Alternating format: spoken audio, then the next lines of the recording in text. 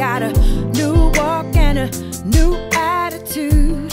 Putting God first in everything that I do. A new purpose with sister friends around me. Look at me, God is truly changing me. The same pretty face, but a brand new smile. A woman of Hey faith everybody, that got a I am brand new here. style. I'm Desire Mapp. No need to adjust your computer screens. This is not Sister Sledge 2.0. We are actually finishing up the Behind the Lipstick, the experience here at Koinonia Christian Church.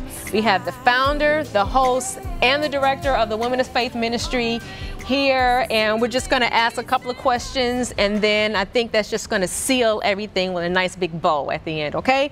So first question, in this setting tonight, confessionals were done, but what about the woman who's in Boise, Idaho, who doesn't have anything corporate, and she realizes this, or she comes in contact with a book, or she sees it, a girlfriend tells about it, and she wants to come out from behind her lipstick? What is she to do? Okay. Myesha. Well, I definitely think she should order the book online, and she can definitely get it and process through it and find out where her lipsticks are. We get a lot of people that say, I don't know how I'm hiding. She can check out the Preachers of LA episode. She can really sit with herself and really decide, who am I? I think that's the first question. And that leads you to all these other scenarios, and start her way from there. I think just asking herself the question. What about you, Nikki? What about girl in Georgia? Girl in Georgia who does not have this setting, I would say order the book, watch the Preachers of LA episode, but also I think we talked about opening up to excuse me, other people, maybe finding someone that can share in your not hiding behind the lipstick. So if it's a sister, a friend, or a mom, or someone just to kind of hold you accountable and help you through the process. Miss Renee? For the sister in New Orleans. For the sister in New Orleans. Yes. Yes. I would concur with what my sister said. I would just add to that you don't necessarily have to be in a setting like what we experienced, which was very powerful tonight. You could just look at yourself in the mirror and identify what that lipstick issue is and make that declaration to yourself that you're taking it off, you're allowing God to take it off. You're not what it said that you are, but you are who you are in Christ, and learn who you are in Christ and allow him to take you through the process. I think Myesha's book is an awesome example to lead you through that process if you don't know how to, because she breaks it down very clear and she identifies so many elements of just basic things that we try to push under the rug and think it's okay. We talked a lot about the person doing the confessing. What about the person who's being confessed to? What is their role in all this? What are they expected to do with the information that somebody gives them? Nikki, you have? I think that in confessing to someone, you first need to be careful, because everyone isn't ready to hear your story and everyone can't handle what you've been through. But for the person who is listening, I think the person needs to be prayerful and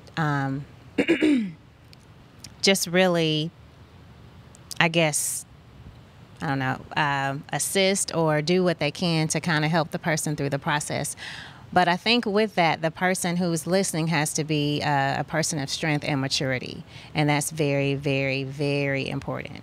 Yeah. And just having sometimes your silence is speaking louder than anything else, and being a safe place to listen and hear and not try to solve things for people. A lot of healing happens when people can just get it out. And sometimes when we hear and we try to develop a plan, how we're going to help you. Right. But it's not always about the help. It's about the first step of getting it all out. So just listening and allow people to say what they need to say and not have a judgmental heart, and just know that whatever it was, it came out, and you just leave it right there. Is it okay if I'm confessing, if you're confessing to me, if I'm hearing the confession, is it okay if I ask, okay, what do you want me to do with this information? What should I do with this? You just listen. Just listen. Just listen. if you're in an atmosphere like we have tonight, where it's clear what the purpose is. Now, when you're at home and somebody pulls you aside, or I'll give you an example, since the episode aired on Preachers of LA, I mean, my social media is like a confessional. I mean, I can name the number of people and the things that they inbox me, and they're not inboxing me to really always get a plan. They just see, you're a place I can come, so let me unload this to you. And I take that seriously. I let them unload that, and depending on what it is, I'll give them some instructions or follow through, or I'll just say, thank you so much, it was received. And that's it. Because it's, you got to be careful. And I think that's why God allowed me to do it, and do it so much, because people have come and said, I've killed people. I mean, like, I've murdered people. You know, when they get free, they get all the way free.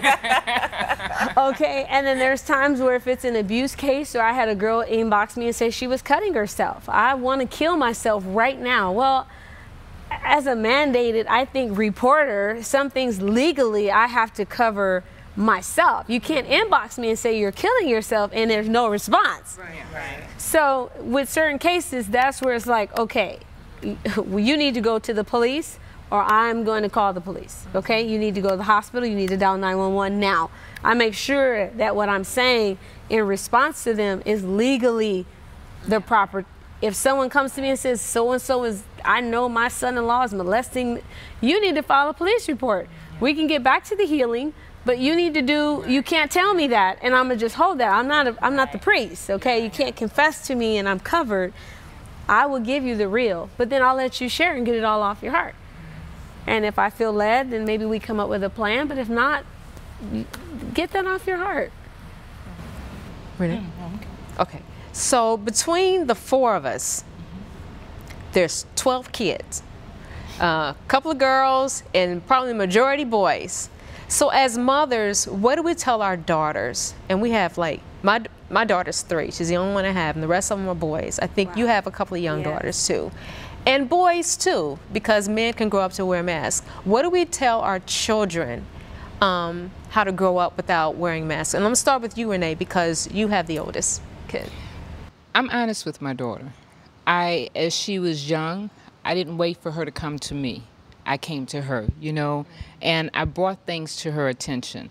And she was like, oh, Mom, no, we're going to sit down and talk about it. You know, and I made it comfortable for her to be able to come to me now that she's older and discuss various things. And when she does discuss things, I'm like, I don't do that. You know, I just let her process it all. I receive it all. And then in a gentle way, I give her the advice that she needs. I warn her about various things, you know. And so I allow us to go through that process. But I think the biggest thing is that open communication, to let them know I'm your mother and there's safety in me, you know. And I could still be your best friend, but I am going to chastise you. I'm going to correct you, you know. And so I think that's the communication is really important. Yeah. Nikki?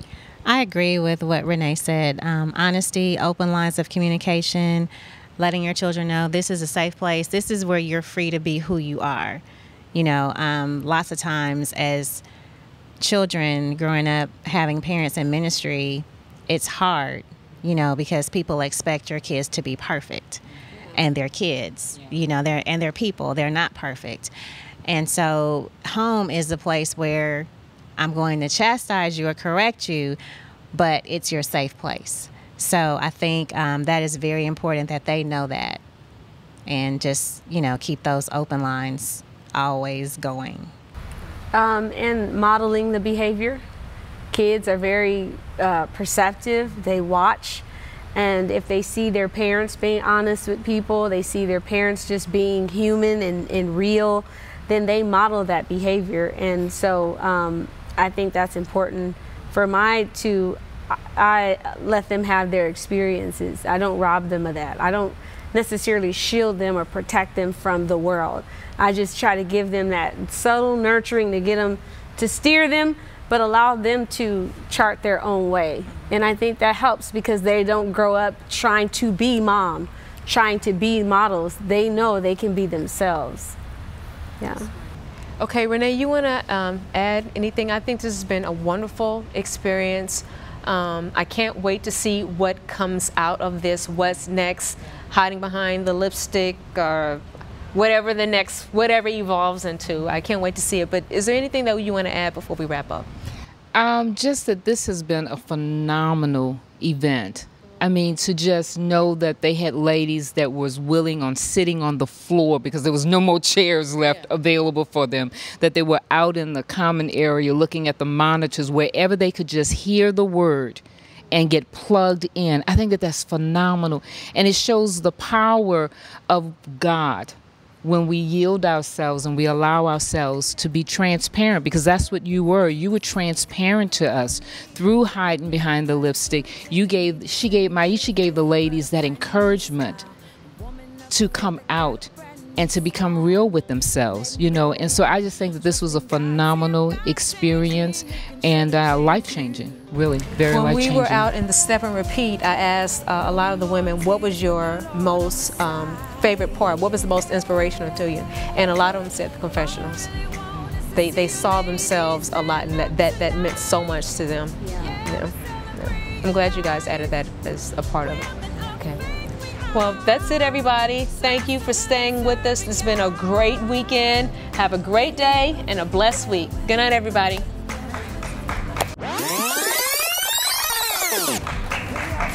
Oh, and coming back, we'll do like a rewind with Nikki. Is there anything that you'd like to add?